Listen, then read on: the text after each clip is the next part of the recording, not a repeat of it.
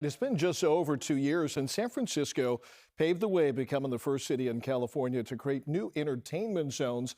Former Mayor London Breed announced in June of 2024 the first entertainment zone would be on Front Street between California and Sacramento. The designation means that restaurants and bars can sell alcoholic beverages during outdoor events. Since then, they have expanded to other areas like Union Square and Thrive City. Mayor Daniel Lurie has continued that expansion, rolling out 5 more entertainment zones shortly after he took office, and the momentum hasn't slowed down at all. Just last month, Fisherman's Wharf hosted its first Play on the Bay public event. That was to celebrate the area's new entertainment zone. It included spots like the Franciscan Crab Restaurant and Chipino's, and of course, Taco Bell Cantina. Many of those zones have been a big hit, and they brought people back to areas that have been trying to recover and increase their foot traffic for years since the pandemic. But critics, however, they say that those entertainment zones are essentially less regulated party zones that shut down roads and walkways for other residents or first responders. Kevin Coe talked to one bar who's trying to balance the fun and the concerns. Well, welcome into Shotsky's, right this way.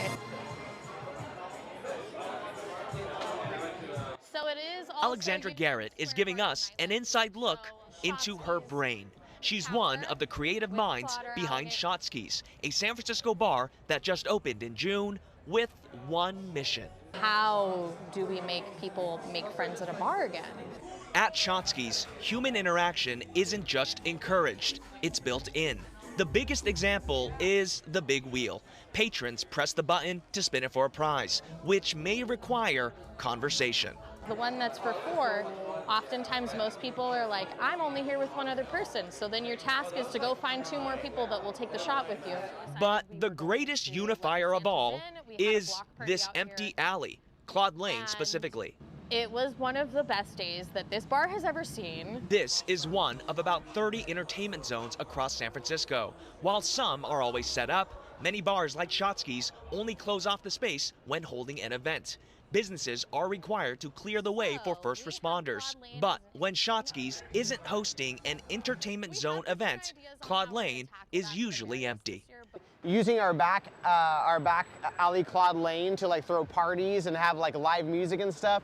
Like we were just trying to think of anything that would just be something worth like coming to when there's nothing else quite around us like this. Jason Wild is the bar's beverage director and the other brain behind Shotsky's. We wanted to make it approachable for everybody to come back and actually like start hanging out and socializing and not being stuck on their phones all the time.